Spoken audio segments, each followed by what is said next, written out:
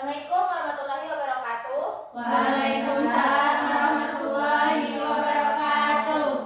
Baiklah, selamat pagi menjelang siang semuanya. Pagi. Baiklah, kami dari kelompok 4 akan mempresentasikan hasil diskusi kami yang berjudul Turbulensi Atmosfer. Pembaca pertama yaitu oleh Umi Hasanah Harahap. Baik, karena ada kendala, kita tidak mempunyai fokus. Karena fokus yang sedang dipakai, maka teman-teman bisa melihat laptop saja. Pertama yaitu karakteristik turbulensi atmosfer. Turbulensi atmosfer adalah fenomena di mana udara di atmosfer bergerak secara tidak teratur dan acak, seringkali disebabkan oleh perbedaan suhu, tekanan, atau kelembapan di berbagai ketinggian. Ini bisa terjadi dalam skala yang beragam, mulai dari turbulensi kecil yang dirasakan oleh pesawat hingga badai besar yang menciptakan gangguan cuaca yang signifikan. Kedua, karakteristik utama turbulensi atmosfer. Yang pertama, skala. Skala turbulensi atmosfer dapat terjadi pada skala yang sangat besar, dari beberapa meter hingga beberapa kilometer. Waktu turbulensi atmosfer dapat berlangsung beberapa menit hingga beberapa jam. Kekuatan turbulensi atmosfer dapat sangat besar, mencapai beberapa meter per detik. Distribusi turbulensi atmosfer dapat terjadi secara lokal atau global tergantung pada skala dan waktu. Dampak turbulensi atmosfer pada cuaca dan iklim. Turbulensitas atmosfer memiliki dampak signifikan pada cuaca dan iklim. Beberapa contoh dampaknya adalah: 1. Perubahan cuaca. Turbulensi atmosfer dapat menyebabkan perubahan cuaca yang cepat dan tidak terprediksi, seperti badai, hujan, dan angin kencang. Perubahan iklim. Turbulensi atmosfer dapat mempengaruhi iklim global seperti perubahan suhu dan curah hujan. 3. Pengaruh pada lingkungan. Turbulensi atmosfer dapat mempengaruhi lingkungan seperti polusi udara dan perubahan bentuk tanah. Mengukur dan menganalisis turbulensi atmosfer untuk memahami dan prediksi turbulensi atmosfer. Para ilmuwan menggunakan beberapa metode, yaitu sistem pengamatan cuaca, model komputasi, pengukuran lapangan, yang dapat membantu memantau turbulensi atmosfer secara langsung. Selanjutnya, persamaan fluk dan profil. Fluk dan profil adalah topik yang terkait dengan ilmu matematika dan fisika, khususnya dalam analisis fenomena difusi dan fluida. Dalam konteks ini, persamaan fluk dan profil memiliki aplikasi yang luas dalam berbagai bidang seperti analisis polusi udara, pengolahan air, dan audit energi. 1. Persamaan fluk. Persamaan fluk juga dikenal sebagai hukum pertama. Fluk menggambarkan gerakan suatu zat dari konsentrasi tinggi ke konsentrasi yang lebih rendah melalui difusi. Dalam konteks polusi udara, persamaan fluk digunakan untuk memodelkan penyebaran polutan di udara dengan difusi sebagai salah satu faktor yang mempengaruhi penyebaran tersebut.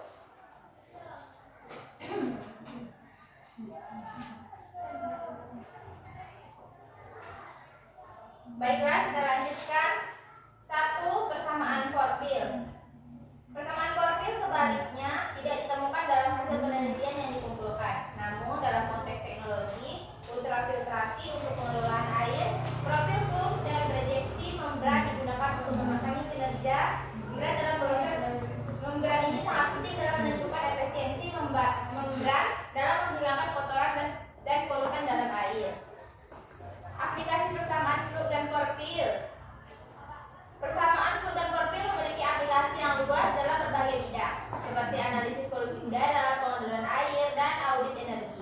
Dalam analisis polusi udara, persamaan fluk digunakan untuk memodelkan penyebaran polutan di udara, sedangkan dalam pengelolaan air, profil fluk dan rejeksi membran digunakan untuk memahami kinerja membran dan proses ultrafiltrasi. Angin dalam kanopi. Kanopi yang mengacu pada kanopi atau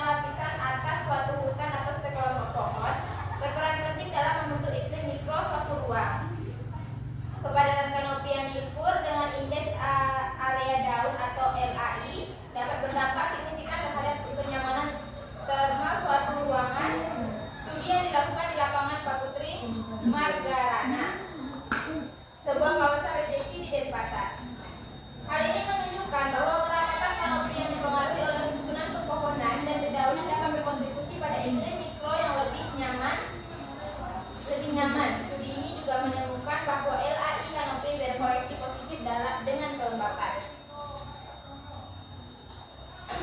Hal yang penting menjaga iklim mikro yang nyaman karena kelembapan yang tinggi dapat membantu mengurangi suhu yang dirasakan dan meningkatkan kenyamanan termal. Selain berdampak terhadap kenyamanan termal, kanopi juga berperan penting dalam mengurangi polusi udara. Sebuah penelitian yang dilakukan oleh Taman Bungkul, sebuah taman di Surabaya, menemukan bahwa volume hijau dan luas kanopi di taman berpengaruh positif terhadap penurunan kadar PM10 di udara. Hal ini menunjukkan bahwa keberadaan vegetasi termasuk pepohonan dengan kanopi yang lebat dapat membantu mengurangi polusi udara dengan menyerap polutan dan meningkatkan ukuran kanopi. Dan jenis tanaman yang digunakan dalam mengurangi tingkat PM10. Hal ini menekankan perlunya pendekatan komprehensif untuk mengurangi polusi udara termasuk penggunaan vegetasi dan kanopi yang lebat. Baiklah, itulah penjelasan dari materi kami pada hari ini. Apabila ada yang kurang dipahami dan ingin bertanya,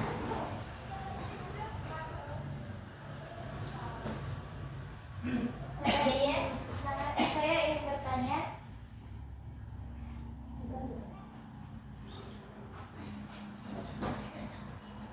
bagaimana turbulensi atmosfer mempengaruhi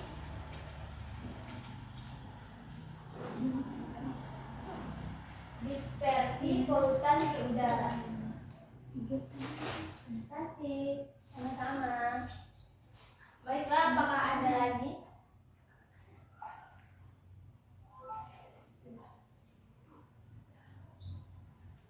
Apakah ada lagi?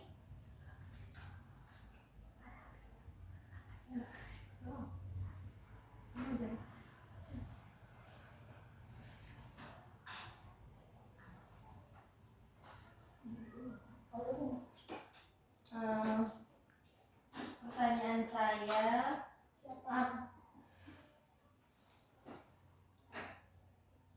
baik, perkenalkan nama saya Bunda Aprilia. Pertanyaan saya, Hema,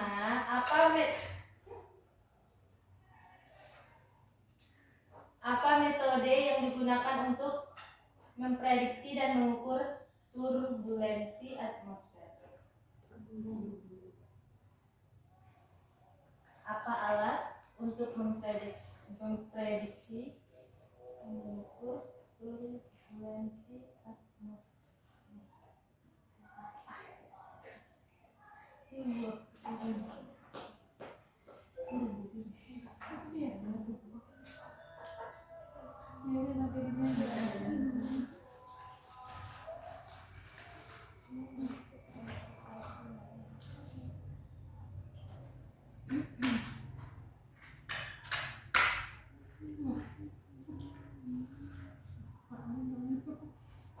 Baiklah, untuk pertanyaannya tunggu sebentar ya.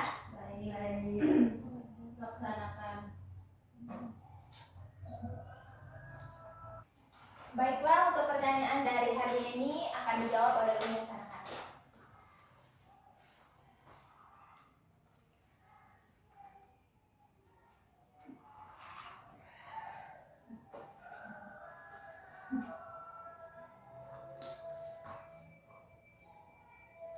Baik, saya akan menjawab pertanyaan dari hari ini. Yang pertanyaannya, bagaimana turbulensi atmosfer mempengaruhi dispersi polutan di udara? Turbulensi atmosfer memainkan peran penting dalam proses dispersi polutan di udara. Berikut adalah beberapa cara turbulensi atmosfer mempengaruhi dispersi polutan, yaitu 1. Meningkatkan pencampuran vertikal dan horizontal. Turbulensi menciptakan gerakan acak di atmosfer yang membantu mencampur udara dari berbagai lapisan atmosfer, baik secara vertikal maupun horizontal. Yang kedua yaitu penyebaran lebih cepat dan luas. Karena turbulensi menyebabkan pergerakan udara yang tidak beraturan, polutan akan tersebar lebih cepat dan lebih merata daripada jika hanya bergantung pada angin yang stabil dan laminar. 3. Pengurangan konsentrasi polutan. Dengan pencampuran yang efektif, turbulensi dapat mengurangi konsentrasi polutan di udara yang pada gilirannya mempengaruhi dampak negatif polutan tersebut pada kesehatan Kelima, pembentukan dan penguraian polutan sekunder. Secara keseluruhan, turbulensi atmosfer adalah faktor kritis dalam menentukan bagaimana polutan di udara didistribusikan dan bagaimana konsentrasinya bervarian di berbagai lokasi dan waktu. Bagaimana hari ini? Apakah jawaban kami bisa dipahami? Bisa, terima kasih Umi.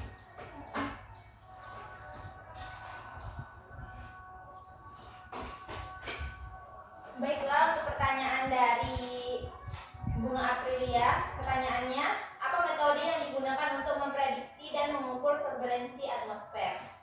Jawabannya, ada beberapa mode utama. Yang pertama, observasi dan pengukuran langsung. Instrumen ini digunakan untuk mengukur kecepatan. Terus ada pembagiannya. Yang pertama itu ada anemometer. Instrumen ini digunakan untuk mengukur kecepatan dan arah angin. Dan ada juga sodar, menggunakan gelombang udara untuk mengukur profil angin dan turbulensi di atmosfer bawah. Dan lidar menggunakan laser untuk mengukur kecepatan angin. Dan radiosonde, balon udara yang membawa instrumen untuk mengukur suhu, kelembapan dan tekanan udara pada berbagai ketinggian yang membantu dalam analisis stabilitas atmosfer dan potensi turbulensinya. Yang kedua ada pemodelan numerik. Model ini dibagi beberapa bagian. Yang pertama, model cuaca numerik untuk menggunakan persamaan fisika dan data meteorologi, dapat memprediksi pola turbulensi berdasarkan kondisi atmosfer yang diperkirakan. Terus ada juga model skala kecil, digunakan untuk mensimulasikan dinamika turbulensi dengan resolusi yang tinggi. Ada juga model mesoscale, yaitu memprediksi fenomena atmosfer pada skala regional yang mencakup turbulensi, terutama yang terkait dengan cuaca buruk seperti badai atau front cuaca. Yang ketiga ada metode statistik. Ada pembagiannya juga. Yang pertama analisis spektral. Dan ini digunakan untuk menganalisis frekuensi dan intensitas fluktuasi angin dan parameter atmosfer lainnya. Terus ada juga varian dan Calvins analisis, mengukur variabilitas data meteorologi untuk mendeteksi dan menganalisis turbulensi. Baiklah, ada juga metode lainnya yaitu pengamatan satelit, pengamatan pesawat terbang, perangkat khusus. Nah, itu saja. Bagaimana Bunga? Apakah jawaban kami bisa diterima? Apakah ada yang kurang mengerti?